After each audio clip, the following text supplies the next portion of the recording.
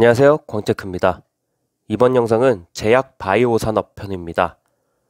유망한 분야에 대해 학문적 관점이 아닌 투자자 관점에서 핵심적인 산업 분석과 그 산업에 관련된 기업을 알려드리겠습니다.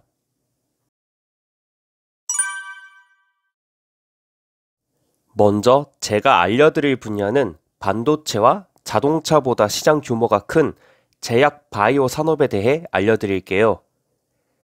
세계 제약 시장의 규모는 2018년 기준 1조 2천억 달러이며 최근 세계 제약 시장에 괄목할 만한 성장은 선진국가 신흥시장에서의 가계 가처분 소득의 꾸준한 증가, 건강보험 보장 범위 확대 및 건강에 대한 인식 제고로 인하여 의약품에 대한 접근성이 높아진 것이 핵심 요인으로 작용하였습니다.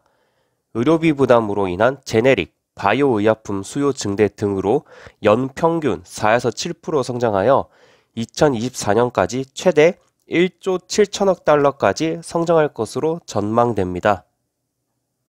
인구 고령화에 따른 만성질환 등이 증가하여 이와 관련한 특수의약품 수요가 증가하고 있습니다. 질병치료라는 목적으로 소비되는 제품이기 때문에 경기 변동에 따른 영향이 크지 않고 꾸준히 성장한다는 산업적 특징이 있습니다. 또한 의약품 산업은 첨단 기술과 지적 재산이 집약되어 있으며 제품의 사용이 인간의 생명과 건강에 직결되어 있기 때문에 임상, 제조, 설비, 허가, 유통 등 제품 개발의 전 과정을 엄격하게 규제받는 산업입니다. 따라서 진입 장벽이 상대적으로 높다는 특성을 가지고 있습니다. 세계 제약 시장은 크게 합성의약품 부분과 바이오의약품 두 가지로 나눠집니다. 합성의약품은 비교적 간단한 화학적 구조로 합성이 가능한 저분자 제제를 말합니다. 바이오의약품은 크고 복잡한 분자들로 구성되어 있거나 살아있는 세포 및 생체에서 또는 추출된 분자들이 혼합되어 있는 고분자 제제를 말합니다.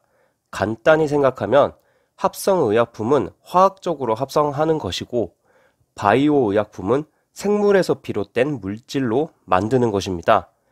복제약품, 다른 말로 카피약은 합성의약품 분야에선 제네릭이라는 용어를 사용하며 바이오의약품 분야에선 바이오시밀러라는 용어를 사용합니다.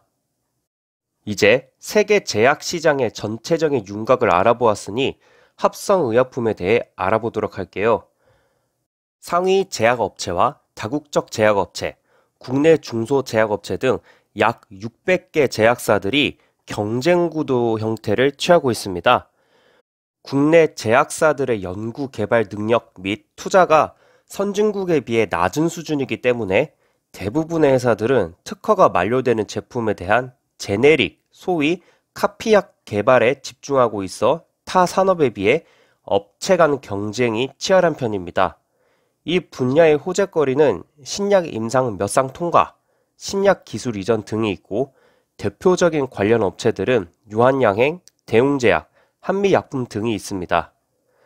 다음은 요새 매우 핫한 시장인 바이오의약품에 대해 알아볼 텐데요. 바이오의약품은 백신, 혈액 및 혈액 구성성분, 알레르기, 체세포, 유전자 치료, 조직 및 제조합 단백질 등 광범위한 분야의 의약품을 지칭합니다. 복잡한 구조로 이뤄진 바이오의약품은 합성의약품에 비해 상대적으로 효능은 높고 부작용은 적습니다. 프로스트 앤 설리반에 따르면 전 세계 바이오의약품 시장 규모는 2016년에 약 2,208억 달러에서 연평균 9.8% 성장하여 2026년 약 5,627억 달러에 이를 것으로 전망하고 있습니다. 바이오의약품은 합성의약품 대비 구조가 복잡하고 규제 환경이 빠르게 변화하고 있기 때문에 현재까지 승인을 획득한 바이오시밀러 의약품은 소수에 불과하며 각 의약품별로 평균적으로 두세 개의 바이오시밀러가 경쟁하고 있습니다. 바이오시밀러 의약품이 품목 허가 승인을 획득하기 위해서는 다양한 분석 및 임상 기준을 충족해야 하며 이들 기준은 규제, 임상 측면에서 상당한 진입 장벽으로 작용하고 있습니다. 또한 제품 개발 및 생산 물량 확대 등 높은 투자 비용 역시 추가적인 진입 장벽으로 작용하고 있습니다. 오리지널 바이오 의약품과의 동등한 효능 대비 저렴한 비용, 바이오 시밀러 사용을 권장하는 우호적인 규제 환경 조성, 보건의료 재정의 압박 증가 등으로 2016년에서 2026년까지 오리지널 바이오 의약품 시장의 연평균 성장률은 8.4%로 예상되는 반면 바이오 시밀러 시장의 연평균 성장률은 34%로 성장세가 훨씬 높을 것으로 전망됩니다. 이 분야의 호재거리는 임상 몇 상 통과, 바이오 시밀러 시판 승인, 수출 승인 등이 있고 이쪽 대표적인 관련 업체가 셀트리온입니다. 시장의 성장세만큼 회사의 성장세도 매우 가파른 특징이 있습니다. 그리고 CMO 시장이 있습니다. CMO는 위탁 생산, 반도체로 치면 파운드리 산업하고 비슷한 겁니다. TSMC나 한국콜마 같은 개념의 회사죠. 주문을 받아서 생산하는 것이기 때문에 연구 개발에 대한 위험성도 낮고 주문받은 제품을 만들 때 기술 이전도 받습니다. 그렇기에 공장이 얼마나 크고 신기술을 이용하여 잘 만드냐, 이게 중요합니다.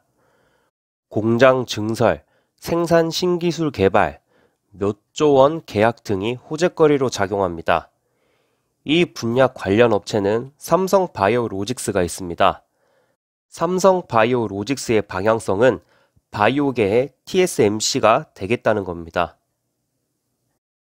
인터넷상에서 셀트리온과 삼성바이오로직스 주주들끼리 많이 싸우던데 여기까지 내용을 잘 이해하셨으면 사실 싸울 필요가 없습니다. 왜냐하면 셀트리온은 바이오 시밀러에 집중하는 회사고 삼성바이오로직스는 CMO에 집중하는 회사이기 때문에 엄연히 분야가 다릅니다. 내 거가 좋네, 네 거가 나쁘네 이렇게 싸울 필요가 없는 겁니다. 차라리 셀트리온하고 삼성바이오에피스랑 비교를 하면 이해를 하겠는데 서로 싸워봤자 스트레스만 쌓일 뿐 차라리 그 시간 동안 서로의 회사에 대해 분석을 해서 저 주식도 사볼까 이런 생각이 생산적인 겁니다. 각자 분야에서 둘 다 좋은 회사입니다.